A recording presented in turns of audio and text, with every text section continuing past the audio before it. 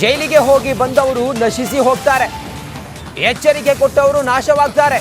ದರ್ಶನ್ಗೆ ಉಮಾಪತಿ ಗೌಡ ಪರೋಕ್ಷವಾಗಿ ಟಾಂಗ್ ಕೊಟ್ಟಿದ್ದಾರೆ. ದರ್ಶನ್ ಹೆಸರು ಹೇಳದೆ ಪರೋಕ್ಷವಾಗಿ ಕೌಂಟರ್ ಕೊಟ್ಟಿದ್ದಾರೆ.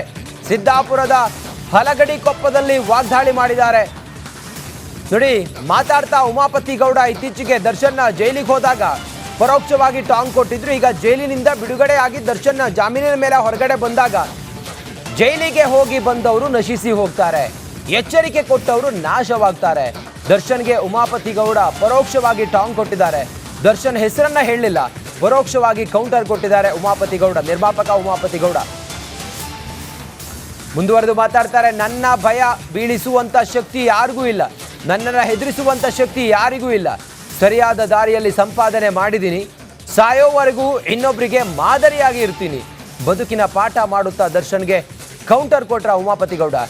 ಶಿರ್ಸಿ ಸಿದ್ದಾಪುರದಲ್ಲಿ ಉಮಾಪತಿ ಗೌಡ ವಾಗ್ದಾಳಿ ಮಾಡಿದ್ದಾರೆ. ಬದುಕಿನಲ್ಲಿ 2 ಜನ ಇರ್ತಾರೆ ಅಂತೇಳಿ ಉಮಾಪತಿ ಗೌಡ ಹೇಳಿದ್ದಾರೆ. ನೋಡಿ, ಒಕ್ಕಲಿಗರ ಸಮುದಾಯ ಭವನ ಶಂಕುಸ್ಥಾಪನೆಗೆ ಅವರು ಆಗಮಿಸಿದ್ರು ಉಮಾಪತಿ ಗೌಡ.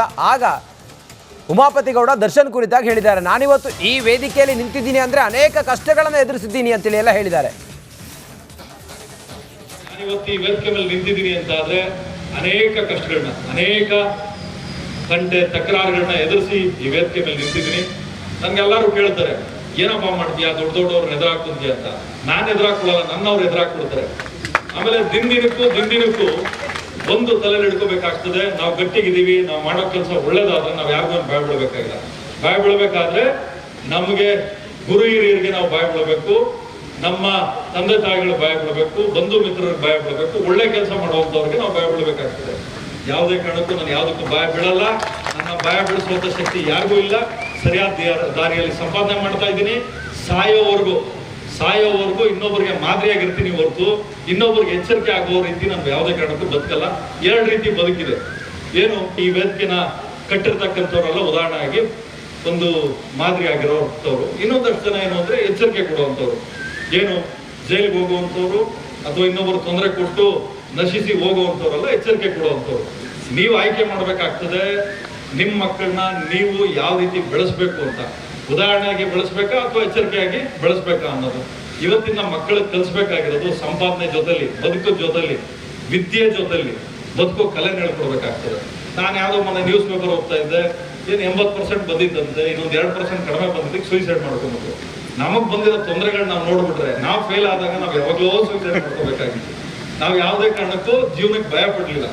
ನಮ್ಮ ತಲೆಯಲ್ಲಿ ಇದ್ದಿದ್ದಷ್ಟೇ, ಒಂದಲ್ಲ ಒಂದು ದಿವಸ ನಮ್ಮ ಧರ್ಮ, ನಮ್ಮ ಸೇವೆ, ನಮ್ಮ ಒಳ್ಳೆತನಕ್ಕೆ ಭಗವಂತ ಕೂಲಿ ಕೊಟ್ಟೆ ಕೊಡ್ತಾನೆ ಅಂತೇಳಿ ನಾನೊಂದು ತಲೆಯಲ್ಲಿ ಹಿಡ್ಕೊಳ್ತೀನಿ. ಏನು, ಯಾವತ್ತೂ ಅಷ್ಟೇ ನಾನು ದೇವ್ರ ಕೂಲಿ ಕೆಲಸ ಮಾಡ್ತೀನಿ ಹೊರತು ಮನುಷ್ಯರ ಕೂಲಿ ಕೆಲಸ ಮಾಡಲ್ಲ. ಮನುಷ್ಯ ಒಬ್ಬ ಒಳ್ಳೇದು ಮಾಡಿದ್ರೆ ಇನ್ನೊಬ್ಬ ಮೋಸ ಮಾಡ್ತಾನೆ, ಬಟ್ ಭಗವಂತ ಯಾವತ್ತೂ ಮೋಸ ಮಾಡಲ್ಲ. ನಮ್ಮ ಗುರು ಯಾವತ್ತೂ ನಮಗೆ ಮೋಸ ಮಾಡಲ್ಲ. ಒಂದು ತಲೆಯಲ್ಲಿ ಹಿಡ್ಕೋಬೇಕಾಗ್ತದೆ, ಜೀವನ ಅನ್ನೋದು ಯಾರು ಅಪ್ಲಿಕೇಶನ್ ಹಾಕಿ ಹುಟ್ಟಿಲ್ಲ. ಕಷ್ಟಗಳು ಬರ್ತದೆ. ಮನೆ ಅಂದ ಮೇಲೆ ಕಸ ಇರ್ತದೆ, ಜೀವನ ಅಂದಮೇಲೆ ಕಷ್ಟ ಇರ್ತದೆ. ಕಸ ಇದ್ರೆ ಗುಡಿಸಿ ಹೊರಗಡೆಗೆ ಹಾಕ್ಬೇಕು. ನಾನಿವತ್ತು ಈ ವೇದಿಕೆ ಮೇಲೆ ನಿಂತಿದ್ದೀನಿ ಅಂತ ಆದ್ರೆ ಅನೇಕ ಕಷ್ಟಗಳನ್ನ, ಅನೇಕ ಗಂಟೆ ತಕರಾರುಗಳನ್ನ ಎದುರಿಸಿ ಈ ವೇದಿಕೆ ಮೇಲೆ ನಿಂತಿದ್ದೀನಿ. ನನ್ಗೆಲ್ಲರೂ ಕೇಳ್ತಾರೆ, ಏನಪ್ಪ ಮಾಡ್ತೀಯಾ, ದೊಡ್ಡ ದೊಡ್ಡವ್ರನ್ನ ಎದುರಾಕ್ತಿದ್ಯಾ ಅಂತ. ನಾನು ಎದುರಾಕೊಳ್ಳಲ್ಲ, ನನ್ನವ್ರು ಎದುರಾಕ್ಬಿಡ್ತಾರೆ. ಆಮೇಲೆ ದಿನದಿನಕ್ಕೂ ಒಂದು ತಲೆಯಲ್ಲಿ ಹಿಡ್ಕೋಬೇಕಾಗ್ತದೆ. ನಾವು ಗಟ್ಟಿಗಿದ್ದೀವಿ, ನಾವು ಮಾಡೋ ಕೆಲಸ ಒಳ್ಳೇದಾದ್ರೆ ನಾವು ಯಾರಿಗೂ ಭಯ ಬೀಳಬೇಕಾಗಿಲ್ಲ. ಭಯ ಬೀಳಬೇಕಾದ್ರೆ ನಮಗೆ ಗುರು ಹಿರಿಯರಿಗೆ ನಾವು ಭಯ ಬೀಳಬೇಕು, ನಮ್ಮ ತಂದೆ ತಾಯಿಗಳು ಭಯ ಬೀಳಬೇಕು, ಬಂಧು ಮಿತ್ರರಿಗೆ ಭಯ ಬೀಳಬೇಕು, ಒಳ್ಳೆ ಕೆಲಸ ಮಾಡುವಂಥವ್ರಿಗೆ ನಾವು ಭಯ ಬೀಳಬೇಕಾಗ್ತದೆ. ಯಾವುದೇ ಕಾರಣಕ್ಕೂ ನಾನು ಯಾವುದಕ್ಕೂ ಭಯ ಬೀಳಲ್ಲ. ನನ್ನ ಭಯ ಬೀಳಿಸುವಂತ ಶಕ್ತಿ ಯಾರಿಗೂ ಇಲ್ಲ. ಸರಿಯಾದ ದಾರಿಯಲ್ಲಿ ಸಂಪಾದನೆ ಮಾಡ್ತಾ ಇದ್ದೀನಿ. ಸಾಯೋವರೆಗೂ ಇನ್ನೊಬ್ಬರಿಗೆ ಮಾದರಿಯಾಗಿರ್ತೀನಿ ಹೊರತು ಇನ್ನೊಬ್ಬರಿಗೆ ಎಚ್ಚರಿಕೆ ಆಗುವ ರೀತಿ ನಾನು ಯಾವುದೇ ಕಾರಣಕ್ಕೂ ಬದುಕಲ್ಲ. 2 ರೀತಿ ಬದುಕಿದೆ. ಈ ವೇದಿಕೆನ ಕಟ್ಟಿರ್ತಕ್ಕಂಥವ್ರೆಲ್ಲ ಉದಾಹರಣೆ ಆಗಿ ಒಂದು ಮಾದರಿ ಆಗಿರೋಂಥವ್ರು. ಇನ್ನೊಂದಷ್ಟು ಜನ ಏನು ಅಂದ್ರೆ ಎಚ್ಚರಿಕೆ ಕೊಡುವಂಥವ್ರು.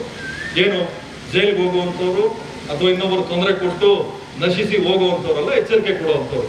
ನೀವು ಆಯ್ಕೆ ಮಾಡಬೇಕಾಗ್ತದೆ ನಿಮ್ಮ ಮಕ್ಕಳನ್ನ ನೀವು ಯಾವ ರೀತಿ ಬೆಳೆಸ್ಬೇಕು ಅಂತ. ಉದಾಹರಣೆಯಾಗಿ ಬೆಳೆಸ್ಬೇಕಾ ಅಥವಾ ಎಚ್ಚರಿಕೆಯಾಗಿ ಬೆಳೆಸ್ಬೇಕಾ ಅನ್ನೋದು.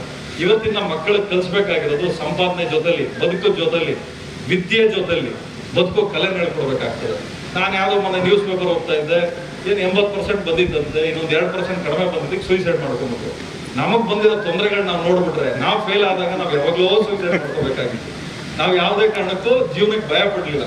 ನಮ್ಮ ತಲೆಯಲ್ಲಿ ಇದ್ದಿದ್ದಷ್ಟೇ, ಒಂದಲ್ಲ ಒಂದು ದಿವಸ ನಮ್ಮ ಧರ್ಮ, ನಮ್ಮ ಸೇವೆ, ನಮ್ಮ ಒಳ್ಳೆತನಕ್ಕೆ ಭಗವಂತ ಕೂಲಿ ಕೊಟ್ಟೇ ಕೊಡ್ತಾನೆ ಅಂತೇಳಿ ನಾನೊಂದು ತಲೆಯಲ್ಲಿ ಹಿಡ್ಕೊಳ್ತೀನಿ. ಏನು ಯಾವತ್ತೂ ಅಷ್ಟೇ ನಾನು ದೇವ್ರ ಕೂಲಿ ಕೆಲಸ ಮಾಡ್ತೀನಿ ಹೊರತು ಮನುಷ್ಯರ ಕೂಲಿ ಕೆಲಸ ಮಾಡಲ್ಲ. ಮನುಷ್ಯ ಒಬ್ಬ ಒಳ್ಳೇದು ಮಾಡಿದ್ರೆ ಇನ್ನೊಬ್ಬ ಮೋಸ ಮಾಡ್ತಾನೆ, ಬಟ್ ಭಗವಂತ ಯಾವತ್ತೂ ಮೋಸ ಮಾಡಲ್ಲ. ನಮ್ಮ ಗುರಿ ಯಾವತ್ತೂ ನಮಗೆ ಮೋಸ ಮಾಡಲ್ಲ. ಒಂದು ತಲೆಯಲ್ಲಿ ಹಿಡ್ಕೋಬೇಕಾಗ್ತದೆ, ಜೀವನ ಅನ್ನೋದು ಯಾರು ಅಪ್ಲಿಕೇಶನ್ ಹಾಕಿ ಹುಟ್ಟಿಲ್ಲ, ಕಷ್ಟಗಳು ಬರ್ತದೆ.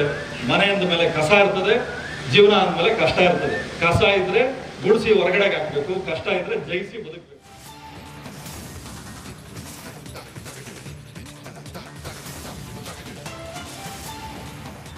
ನೋಡಿ, ಅವರು ಮುಂದುವರೆದು ಮಾತಾಡ್ತಾರೆ, ನನ್ನನ್ನು ಭಯ ಬೀಳಿಸುವಂಥ ಶಕ್ತಿ ಯಾರಿಗೂ ಕೂಡ ಇಲ್ಲ. ಸರಿಯಾದ ದಾರಿಯಲ್ಲಿ ಸಂಪಾದನೆ ಮಾಡಿದ್ದೀನಿ ನಾನು.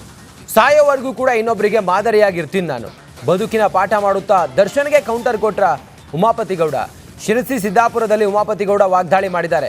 ಬದುಕಿನಲ್ಲಿ 2 ಥರದ ಜನ ಇರ್ತಾರೆ. ಉಮಾಪತಿ ಗೌಡ ಹೇಳಿರೋದು, ಒಕ್ಕಲಿಗರ ಸಮುದಾಯದ ಭವನ ಶಂಕುಸ್ಥಾಪನೆ ಕಾರ್ಯಕ್ರಮದಲ್ಲಿ ವೇದಿಕೆ ಮೇಲೆ ಮಾತನಾಡ್ತಾ ಹಿಂಗೆ ಹೇಳಿದ್ದಾರೆ ಉಮಾಪತಿ ಗೌಡ. ನಾನಿವತ್ತು ಈ ವೇದಿಕೆಯಲ್ಲಿ ನಿಂತಿದ್ದೀನಿ ಅಂದರೆ ಅದಕ್ಕೆ ಅನೇಕ ಕಷ್ಟಗಳನ್ನು ಎದುರಿಸಿ, ಅನೇಕ ತಂಟೆ ತಕರಾರುಗಳನ್ನು ಎದುರಿಸಿದ್ದೀನಿ. ಸುಮಾರು ಜನ ಕೇಳ್ತಾ ಇದ್ರು, ನೀನು ದೊಡ್ಡವರನ್ನ ಎದುರಾಕೊಂಡು ಏನಪ್ಪ ಮಾಡ್ತೀಯಾ ಅಂತ. ನನ್ನನ್ನು ಅವ್ರು ಎದುರಾಕತ್ತೀನಿ ಅಂತೇಳಿ ನಾನು ಹೇಳ್ತೀನಿ. ನಿರ್ಮಾಪಕ ಉಮಾಪತಿ ಗೌಡ ಅವರ ಈ ಹೇಳಿಕೆ ಇದೆಯಲ್ಲ, ಇದು ದರ್ಶನ್ಗೆ ಎಲ್ಲೋ ಒಂದು ಕಡೆಯಲ್ಲಿ ಟಾಂಗ್ ಕೊಟ್ಟಂಗಿದೆ. ಉಮಾಪತಿ ಗೌಡ ಅವರನ್ನು ಸಂಪರ್ಕಿಸುವ ಪ್ರಯತ್ನವನ್ನು ನಾವು ಮಾಡಿದ್ವಿ, ಆದರೆ ಇದಕ್ಕೆ ಉತ್ತರ ಕೊಡೋದಕ್ಕೆ ಅವರು ನಕಾರ ಮಾಡಿದ್ದಾರೆ. ನಿರ್ಮಾಪಕ ಉಮಾಪತಿ ಗೌಡರನ್ನು ರಿಪಬ್ಲಿಕ್ ಕನ್ನಡ ನಾವು ಅವ್ರನ್ನ ಸಂಪರ್ಕ ಮಾಡಿದ್ವಿ. ರಿಪಬ್ಲಿಕ್ ಪ್ರಶ್ನೆಗೆ ಪ್ರತಿಕ್ರಿಯಿಸಲು ಉಮಾಪತಿ ಗೌಡ ನಕಾರ ಮಾಡಿದ್ದಾರೆ. ನಿರ್ಮಾಪಕ ಉಮಾಪತಿ ಗೌಡರನ್ನು ನಾವು ಹಿಂಗೆ ಹೇಳಿದ್ರಲ್ಲ, ಯಾಕೆ, ಯಾವ ಉದ್ದೇಶದಿಂದ, ಯಾರಿಗೆ ಹೇಳಿದ್ರಿ ಅನ್ನೋ ವಿಚಾರ ಸೂಕ್ಷ್ಮ ವಿಚಾರ. ಯಾಕಂತ ಹೇಳಿದರೆ ಉಮಾಪತಿ ಗೌಡ ಮತ್ತು ದರ್ಶನ್ ನಡುವಿನ ಮುನಿಸು, ಅವರಿಬ್ಬರ ನಡುವಿನ ಮಾತು, ಅವರೊಂದು ಟಾಂಗ್ ಕೊಡೋದು, ಇವರು ಅದಕ್ಕೊಂದು ಟಾಂಗ್ ಕೊಡೋದು, ಇದೆಲ್ಲ ನಾವು ಸಹಜವಾಗಿ ನೋಡ್ತಾ ಇರ್ತೀವಿ. ಈಗ ಜೈಲಿಗೆ ಹೋಗಿ ಬಂದವರು ನಶಿಸಿ ಹೋಗ್ತಾರೆ ಅಂಥೇಳಿ ಎಲ್ಲ ಅವರು ಇಲ್ಲಿ ಹೇಳಿದ್ರಲ್ಲ, ಇದು ಸಹಜವಾಗಿ ದರ್ಶನ್ ಕೂಡ ರೀಸೆಂಟಾಗಿ ಜಾಮೀನಿನ ಮೇಲೆ ಹೊರಗಡೆ ಬಂದಿರೋದ್ರಿಂದಾಗಿ ಅವ್ರಿಗೆ ಹೇಳಿದ್ರ ಅನ್ನೋ ಸಹಜವಾದ ಪ್ರಶ್ನೆ, ಸಾಮಾನ್ಯವಾದ ಪ್ರಶ್ನೆ ಎಲ್ಲರಲ್ಲೂ ಹುಟ್ಟುತ್ತೆ. ಹೀಗಾಗಿ ನಾವು ಅವರನ್ನು ಸಂಪರ್ಕ ಮಾಡೋ ಪ್ರಯತ್ನ ಮಾಡಿದ್ವಿ, ಆದರೆ ನಮ್ಮ ಸಂಪರ್ಕಕ್ಕೆ ಸಿಕ್ಕಿದ್ರು ಅದಕ್ಕೆ ಉತ್ತರ ಕೊಡೋದಕ್ಕೆ ನಕಾರ ಮಾಡಿದ್ದಾರೆ. ಹಾಗಾದರೆ ಯಾವ ಸಂದರ್ಭದಲ್ಲಿ ಯಾಕೆ ಹೇಳಿದ್ರು, ಏನು ಹೇಳಿದ್ರು ಅನ್ನೋದ್ರ ಬಗ್ಗೆ ಇನ್ನಷ್ಟು ಮಾಹಿತಿಯೊಂದಿಗೆ ನಮ್ಮ ಉತ್ತರ ಕನ್ನಡದ ಪ್ರತಿನಿಧಿ ಶೇಷಗಿರಿ ಮುಂಡಳ್ಳಿ ಈಗ ದೂರವಾಣಿ ಸಂಪರ್ಕದಲ್ಲಿದ್ದಾರೆ. ಶೇಷಗಿರಿ, ಜೈಲಿಗೆ ಹೋಗಿ ಬಂದವರು ನಶಿಸಿ ಹೋಗ್ತಾರೆ, 2 ಥರದ ಜನ ಇರ್ತಾರೆ, ನನಗೆ ಭಯ ಬೀಳಿಸುವಂಥ ಜನ ಯಾರೂ ಇಲ್ಲ ಅಂಥೇಳಿ ಎಲ್ಲ ಹೇಳಿರೋದು. ಯಾರನ್ನು ಉದ್ದೇಶಿಸಿ ಹೇಳಿದರು ಉಮಾಪತಿ ಗೌಡ? ಯಾವ ಸಂದರ್ಭದಲ್ಲಿ ಹಂಗೆ ಹೇಳಿದರು, ಯಾಕೆ ಹಂಗೆ ಹೇಳಿದರು ಶೇಷಗಿರಿ? ಹೌದು ರಂಜಿತ್, ಉತ್ತರ ಕನ್ನಡ ಜಿಲ್ಲೆಯ ಸಿದ್ದಾಪುರದ ಹಲಗಡಿ ಕೊಪ್ಪದಲ್ಲಿ ನಡೆಯುವಂತ ಕಾರ್ಯಕ್ರಮದಲ್ಲಿ ಮತ್ತೆ ಖ್ಯಾತ ನಿರ್ಮಾಪಕರಾಗಿರುವಂತಹ ಉಮಾಪತಿ ಗೌಡ ಅವರು ಹೇಳಿಕೆಯನ್ನು ನೀಡಿದ್ದಾರೆ. ಯಾಕಂತ ಹೇಳಿದ್ರೆ ಸಭಾ ಕಾರ್ಯಕ್ರಮದಲ್ಲಿ ಈ ಒಂದು ಹೇಳಿಕೆ ನೀಡಿರೋದು ಚರ್ಚೆಗೆ ಕೂಡ ಗ್ರಾಸವಾಗಿರುವಂಥದ್ದು. ಯಾಕಂತ ಹೇಳಿದ್ರೆ ಜೈಲಿಗೆ ಹೋಗಿ ಬಂದವರು ಇನ್ನೊಬ್ಬರಿಗೆ ತೊಂದರೆ ಕೊಟ್ಟವರು, ನಶಿಸಿ ಹೋಗೋರು, ಎಚ್ಚರಿಕೆ ಕೊಡುವಂತವ್ರು ಅಂತ ನಟ ದರ್ಶನ್ ಅವರಿಗೆ ಟಾಂಗ್ ಕೊಟ್ಟಿದಂತ ಅವರ ಹೇಳಿಕೆಯಿಂದ ಗೊತ್ತಾಗ್ತಾ ಇರುವಂತದ್ದು. ಯಾಕಂತ ಹೇಳಿದ್ರೆ ಈ ಹಿಂದೆ ಕೂಡ ನಟ ದರ್ಶನ್ ಮತ್ತು ನಿರ್ಮಾಪಕ ಉಮಾಪತಿ ಗೌಡ ಅವರ ನಡುವೆ ಕ್ಲಾಶಸ್ ಕೂಡ ನಡೀತಾ ಇರುವಂತದ್ದು.